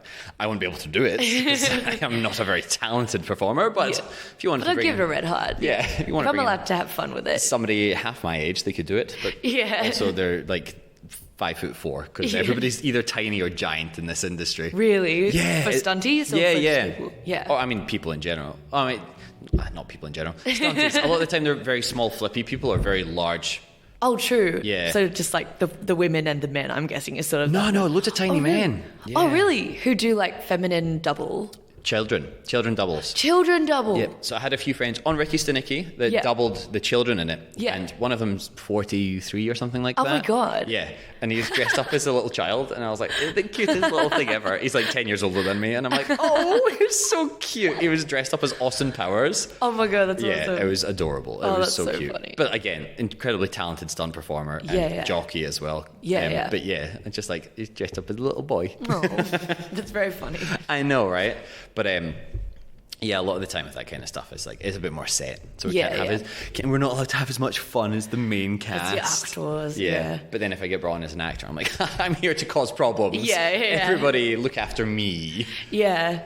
But sorry. So we had our mummy story as well. Oh yeah, mummy story. Who else have you called mum? Or are we moving on to our second? No one else, but I did have no one else yet. No, not in that way at least. But sorry, I don't save know. That for the Patreon episode, and that noise, that sound. I love MILFs, but that's what it says in your T-shirt currently as well. Yeah, it says MILF Hunter. But this is the kind of stuff that you can. Nina's also a prop comic as well, so you turn up, be the funny T-shirts. Funny shirts. I do actually have a lot of funny shirts. Oh dear, anyway. I hope that's a joke. No, all the ones from Thailand that you get? No, so sure thing, mate. Whatever you say. No, my partner makes not funny shirts. Basically, like I came up with all these we both came up with like these silly slogans. Okay. And then he made them for Christmas. He made like a batch of shirts. Like FBI female body inspector? No, like that just kind of like stuff. Okay. They didn't. One of them says normalize fisting. Oh, okay. Well, I love Which these is shirts. like- Do you sell these shirts? Yeah, and the other one Oh says my like God. eat pussy, eat pasta. Like they just say like dumb little slogans, but I wear them on my Instagram all the time. People are like, where'd you get these shirts? And I'm like, oh, it's custom, sorry. Yeah. Again, text message me, I'll send you them. Yeah. But yeah, what was I going to say? Oh, other things. I had an anxiety attack on a set once, but I don't know if that's a very interesting, it's just sort of like more sad than anything. That's right. Because I was wearing like a prosthetic and I had to do a lot of technical work. Like I had to come in really hot and then bump into something and then deliver lines. Okay. And in a very urgent manner. And I remember the director was like, you have to hit this specific word like this, was very like line ready. And I had practiced these lines, which I was already having trouble with, but I'd practice them in a specific way. And then so breaking them up by being like, this word needs to be present, which I didn't agree with as well, because I was like, the joke is that word, that character doesn't register this word as funny. Yep. I think I can't quite remember what I thought the joke was, but I was like, it's funnier that this is I call it like a drive-by, where you just sort of like... You're not hitting the words. You're not hitting the words, and the comedy is sort of like from the realisation that this character doesn't know how funny the things they are that they're saying because they just believe them. But this director was like, no, this is a comedy moment. And so I had to change the delivery, but that was like 1 second before we were shooting the master. And so I was like, I just couldn't get my lips around the words. Like I would come in, do the thing, and then just my brain would freeze, and it was horrible. And then on top of that, I had a prosthetic on my face that was like dragging down. It was like an eye prosthetic, and it was like dragging my face, and I wasn't used to having, like, it was covering my whole eye and like bending it over, and it wasn't super comfortable. Which is like, that's part of acting. Sometimes you have to wear prosthetics, but like, I was wearing like a lot of makeup as well, so it was just a lot of things on my face. I know like with acting you had to wear a lot of makeup, but like the premise was like I was in full glam and had a fucked eye, and it's like. It was on Deadloch. But basically, I just remember just like this one scene I just couldn't do, and it was a very big physical scene. So that I also had to practice like bumping my head into this big thing, and I just completely like froze and forgot all my lines. And I think I bumbled my lines 3 times in a row, and then I can't remember how they shot around it, but they figured out a way to get around it. And in the meantime, when they were doing a stop down to repo, I ran out the door and I started crying because I couldn't. I was so frustrated. And the second AD came and was like, are you okay? And all the makeup girls were like really nice and they took care of me. But yeah, that was like my hardest day and the most embarrassing thing, because it's like your one job as an actor is to be able to remember your lines, and like I couldn't do it because I'm terrible at lines anyway. But like, just with all this stuff, I think it's that super technical bit of acting as well, where you're like what you were saying before as well, like this doesn't seem like it's hard on paper, but like there's so many fucking bits that you need to hit specifically. I think it's because you're physically uncomfortable a lot of the time as an actor, or you're doing things that are like against your innate instinct to do. Like, so that was what was really nice about being in Deadloch a lot of the time, is that like the way that Abby's physicality works, like feels like mine in a way, or the way that I could tap into her physicality and things that felt easy, but then sometimes I would be like, this is against my instinct, or like, you have to like try and bash your head on the wall in a specific way that your camera is facing this way, but if you move too much to the right, then the camera sees that you're faking it, and then if you overdo the fall, then you're making it look too silly. And it's like all these mental calculations that are to do with like human behavior that you don't think about in your day-to-day life when you're behaving. You have to start running those kind of diagrams in your head and those mathematic equations in your head. And you have to look relaxed and natural whilst doing it as well. You can't look like you're thinking about it, which is so fucking difficult. And especially like, was that during like a bigger scene as well? So there was like loads of extras and stuff like that. There's loads of extras. There was a point where like extras came through. So it's like, not only was I wasting like my time, I'm wasting like hundreds of people's time, and I was just like, fuck. Those extras have nowhere else to be. But I know, and then but like also being an extra sucks. Like I've done like extra work or background work before, and it's like, bro, have you? Same. It's like it's a thankless task, and like no one gives a fuck about you, and it's just like you are treated worse than the props. Exactly, like you are essentially human props, and it's just like, fuck, man, it's so rough. Anyway, so that was my other embarrassing story. Oh, that's such a shame. And so many people in this podcast have been like, oh, all this horrible stuff, and then having a cry on set, or especially the car ride home as well. Oh my God, I cry a lot. No, I don't. If there are any executives, but like I've cried a lot in studio. Oh my God, now that you're saying that, like I, like the studio, like there was a few times where I've just been having like really bad days, and then you have to go into like a live studio and do a panel show. Oh right, of course. And which I love doing those because you have no choice. You just have to like be on. And it's this great thing that I actually like doing studio. This is why I like, working really hard when I have like a lot of bad things going on in my personal life, which happens more than I care to admit. But like, I don't know, whatever. Sorry, no one wants to hear it. No, it's fine. Please tell me more. Yeah. But like there's been times where like there's been family issues or like certain things in my life that have just put me in a really bad mental state, or like personal life issues or breakups or whatever, like just things that like where you can't stop thinking these thoughts and they're looping in your head and it's all you can think about and you're just crying all the time.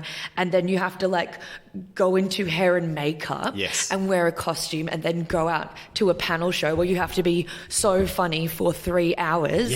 And I like love that time because it's sort of like all the energy that you're trying to like use to push away tears then gets like thrown out to the audience, and it becomes like comedy aggression or something. Not comedy aggression, but like you've made it like you've repurposed the energy. And you're just like throwing it out there, but it also means once you get off that stage, you're so vulnerable because like all the energy that you would use to protect yourself has been given. And so you just like go back to your dressing room and you just collapse. And I think that's something that I'm not like. I love being able to push down my feelings like, oh man, and go on stage. It's very important to do that. But there's just been a few times like, well, when I was writing on this show and I just couldn't crack a joke. It was a show that I had to work on like it was this show called Tonightly, which I loved doing, but it sometimes felt like very high pressure, and I've got really bad self-esteem, and sometimes I just get stuck. I just get this idea in my head that like everybody hates me and wants me to die. And I think that's the same voice that sort of like when I was unable to do those lines in Deadloch, my brain was like, everybody hates you and wants you to die, and then I like have a panic attack because I think everyone wants me to kill myself, which is not very funny, but like no, I totally get it as well. And I think that's what that's the same kind of energy which pushes you to do things as well. And it makes you careless because you're like, everyone wants me to die, I don't really care what I'll do something crazy, I'll take a risk, I'll be good. But then like the flip side of that is like when you're alone or you're just crumbling after like a day of giving yourself all day to something. And I remember on Tonightly there was like, I think I always usually like would try and write about like the funny things, like any stories about like weed or like high school. Or there was like one story that was like a plane had to be landed because someone farted. And I was like, please let me write the fart plane jokes. And of course we did like a Samuel L. Jackson, like the motherfucking farts on this motherfucking plane. But like I had to write about the Adani coal mine that day. And I think I was just having a really hard time in my life. And I just couldn't do it. Like I had 3 hours to write like, 5 minutes of material that was funny about the Adani coal mine, and I just like went to the toilet and I cried. And it was just like so embarrassing because someone found me and this producer was like, are you okay? And like the fact that someone actually cared like made it so much like I was like, I'm fine, because I developed this technique which is where I'd put tissue paper in my eyeballs. Sorry, this is going to sound like, if you ever cry, this is for like the ladies or like people that wear makeup, which is like if you're ever on a set where you're wearing a lot of makeup and you need to cry, like face down, like do like a plank? No, like be standing up, but like bow your head, your chin to your chest. Oh, okay. And then put tissues in your eyeballs, like fold a tissue in half and then put it into your eyeballs, and then you can cry. Actually into your eyeballs? Yeah, I put it like so it touches my eyeballs, and then what happens is the water comes out of my eyeballs and like into the tissue paper, and it blots your tears.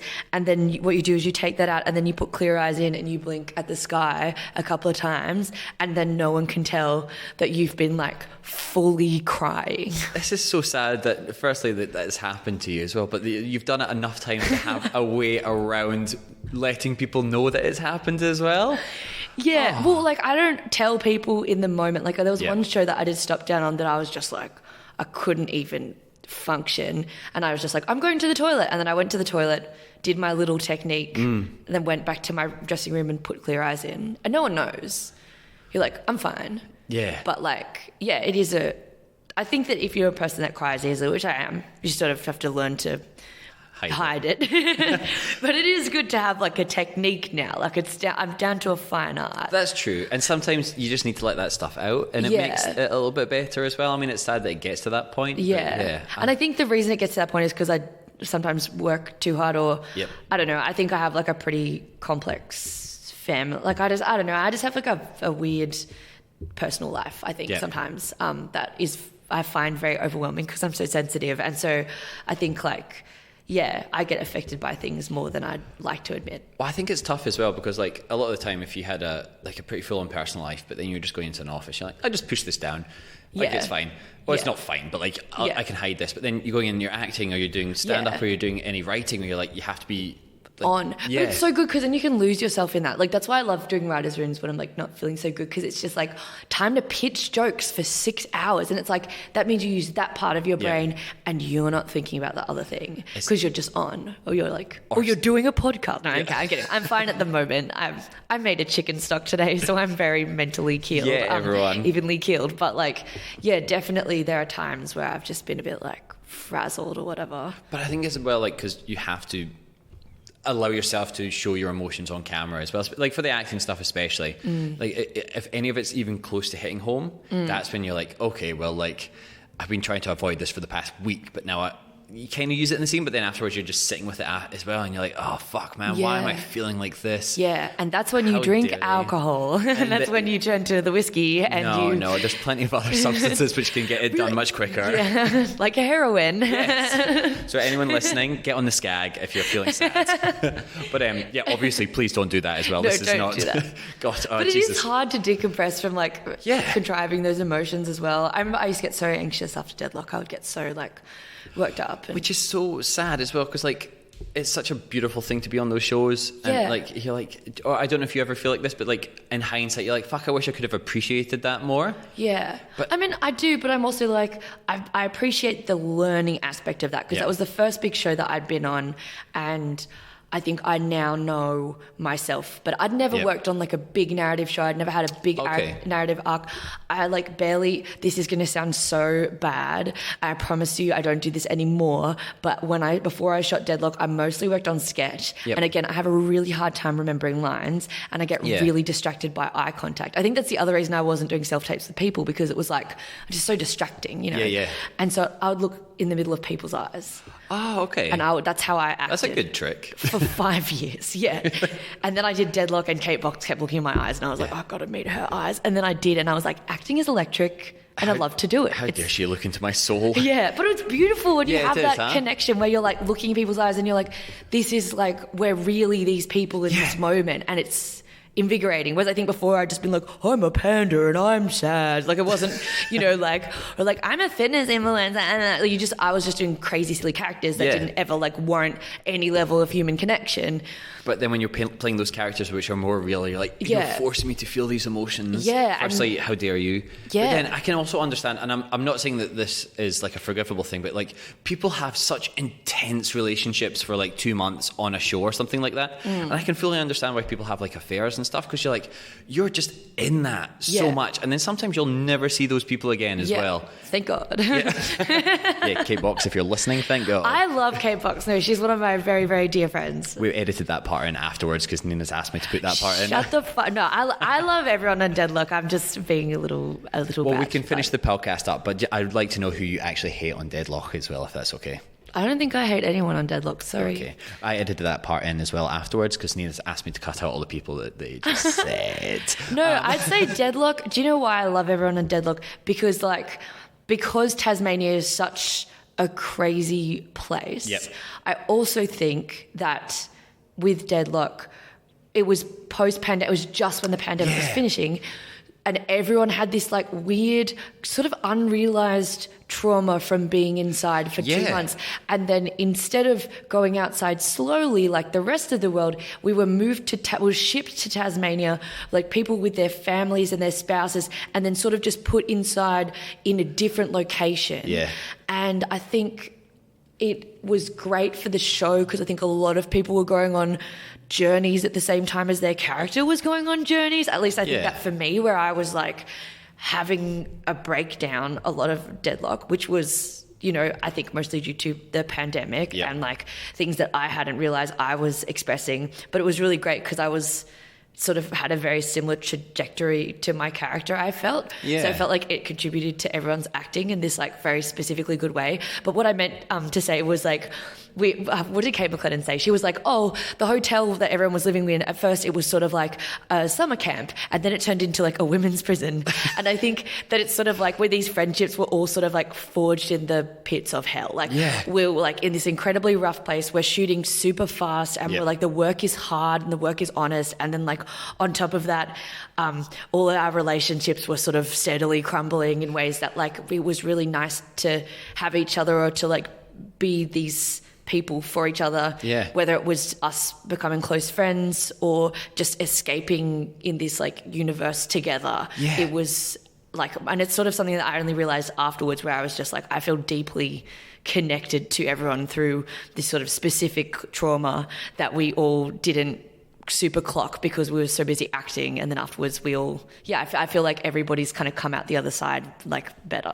That's like, is that a weird thing to say? No. It makes everything sound really hard, but it was like, it did feel hard, but it was also just like a very kind of strange bonding exercise, I'd say. No, that's like, and I think with that kind of stuff as well, like that's super honest as well, which I obviously with these, like the nature of these podcasts or even just being a comedian, it's hard to be honest sometimes as well, or like actually express yourself. Because you're like selling other people out. You're like, I'm like, everyone on Deadloch was actually probably not everyone was going through hard things, but I do think that the pandemic sort of unearthed a lot of stuff for a lot of people and then we just started processing it during the shoot. Yeah, because you didn't have time to process it during it, or it was happening, so you weren't processing it as it was happening. We were just living it, and then we were also having to do all this other stuff, and so I think I just feel so close to everyone from Deadloch for that reason. A fucking beautiful way to end the podcast, mate. Yeah, and I feel very close to you for that reason, because I'm very traumatized by this last hour, Seb. It's been really rough for me.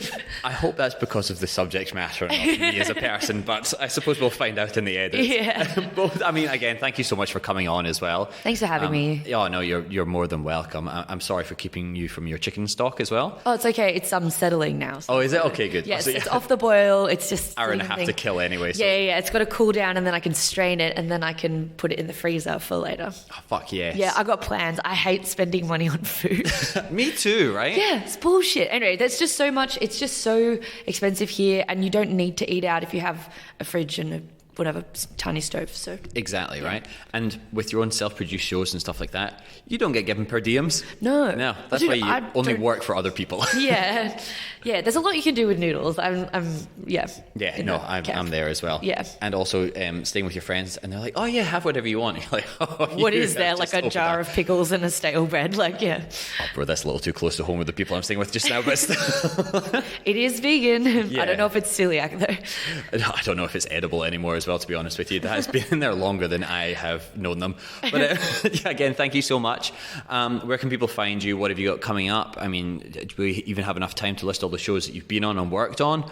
No, but you can watch me at the Melbourne International Comedy Festival from the 28th of March until the 21st of April. Oh, beautiful. And then I will be coming to Brisbane and Perth and somewhere else that I've probably forgotten. That seems right. Oh, Sydney, my bloody hometown. Oh, shit. Yeah, I'm playing the Factory Theatre in Sydney, which is a really big theatre, which I'm just like, oh my God. But yeah, if you like what I do and who I am, please come. That's what you're going to get. You know, I'm not like, I think when I say like I've gotten to a level with stand-up, it's just sort of like I'm one of those comedians that I know will have my audience, but I'll probably never be like a mainstream like Dave Hughesy, Will Anderson-y type, which I think I'm okay with. Like I want to be like... enough. I'd rather be like a niche stand-up, but I want to make TV that everyone likes. That's sort of my different thing. I'm like, I want to make TV that everybody likes, but I want to make stand-up that only gay women and gay people come to, and straight men that are cool dudes, and no, not my parents or my family. So I don't know, that very specific group of people. If you are one of them, come along and see Nina. Just come anyway. It's just a rude, stupid show. It's really rude. It's really disgusting. If you're not one of them, buy a ticket and just don't turn up. Yeah, exactly. Just the money still goes to me. It's good. And then you know what I'm going to do? I'm going to buy more chicken. I'm going to make more chicken stock. So get in touch with Nina if you want to find out how to make that chicken stock as well. And then as far as like all the shows and where people can find you as well, I mean, at Nina.Oyama on Instagram and at Nina Oyama on Twitter. I don't really use Twitter anymore, but I'll check it. Good on you. Nobody should be using that anymore. Yeah, it's terrible. Disgusting place. We'll link all of this in the show notes as well. You've got Deadloch. You've got... I've got Deadloch on Amazon Prime, Koala Man on Disney Plus, YOLO Crystal Fantasy on Stan in Australia, Adult Swim in America, probably some other places in Europe, Latecomers on SBS in Australia, CBC Gem in Canada, and Art in Europe. I've never in heard all of that. French-speaking territories in Europe. Oh, really? Yeah. So France? I assume so, and Belgium and a bunch of other places that are those French-speaking. weird places. Yeah, Art is like the horny channel, and the show has a lot of sex in it. So what a privilege to be on that channel. Yeah, it really is. I've always wanted to be on a weird, horny European channel, personally. Yeah, I mean, it's pretty good. It's a good place to be. Yeah. I watched Taskmaster season 1. That's right. Friend of the show, Danielle Walker, was on there as well. Yes, I love Danielle Walker. Can I tell you a funny story about me and Danielle Walker? I'll allow it. I'll do it real quick, and you can edit it out if you don't want to. Last night, so I've been in Adelaide for a week, and I'm like, I know the streets of Adelaide, blah, blah, blah. And she's like, I'm staying at the Ibis Hotel, and it's like 11:30 at night. After this is going out, so we're not doxing where Danielle's staying as well. I'm staying at this certain hotel, and I was like, that certain hotel, that's if you walk like 2 blocks that way, you'll see it on the left. And it's 11:30 at night, like it's so late, and like for some reason the street lights in Adelaide don't go on or weren't on for whatever reason last night. It was really dark. It was uncommonly dark. And I sent her away, and then realised like 2 seconds later that I had walked past the hotel I told her about and I told her the wrong, like I just sent her into down a dark alleyway. Darkness. Yeah, essentially. You checked in on her? I did. I called her and she didn't pick up, and I thought, oh no, she's been murdered. And then I called her again and she said, Nina, I know you told me to walk the wrong way. I know but it was very funny because I was like, darling, I'm all across the streets of Adelaide, and then just told her to go the complete opposite direction. Down Murder Alley. Yeah, it was like my comeuppance. But she's fine, she's safe, she's texted me, she got home well. So it's good. Go and see Danielle's shows as well. Please see her at Melbourne Comedy Festival. She's fantastic. I love Danielle. She's different. We all love her. Yeah. What a compliment. We all love Danielle as well. Absolutely fantastic. You also have an episode coming up with friend of the show, Alexi Toliopoulos, on the Last Video Store as well. I do. Yes. Oh my God, all the podcasters are friends. I know, it's disgusting. It's cute. Yeah, I love doing that as well. I love movies. So yeah. Oh, don't we all? And then check out Class of 07 you wrote on as well. Yeah, I wrote on it, but like you can see it out. It's not like I didn't write an episode, but it's a really fun show and it's really crazy. And if you have Amazon Prime because you saw Deadloch, you'll be able to check out Class 07. Well. Yeah, beautiful. And then the same as every week, find the podcast on Won't Be Forgetting That Pod across most social media platforms. Seb Muirhead, Muirhead, across Instagram and YouTube. If you liked the show, rate it 5 stars. If you didn't like the show, just rate it 5 stars anyway. Write a little comment. Doesn't have to be nice. As long as you rate it 5 stars, you can write whatever the fuck you want. Patreon as well, patreon.com/Won't Be Forgetting That Pod if you have a couple of extra dollars to chuck in. But yes, please go and see Nina on, literally every single TV channel. Melbourne International Comedy Festival, Sydney, Brisbane, Perth. Can't forget Perth. You know what's funny? I sold out Hobart, which I'm just like, Do you? Man. Yeah, I did. Maybe not after this. Bad-mouthing Hobart, or not Hobart, sorry. Bad-mouthing Tassie. I don't know. I love Tassie. It's beautiful. It just is traumatised. I'm traumatised by it, I think, maybe. We're all traumatised from Tasmania, as much as many of the locals are as well. Yes. But yes, thank you once again, Nina, for coming on. Thanks for having me.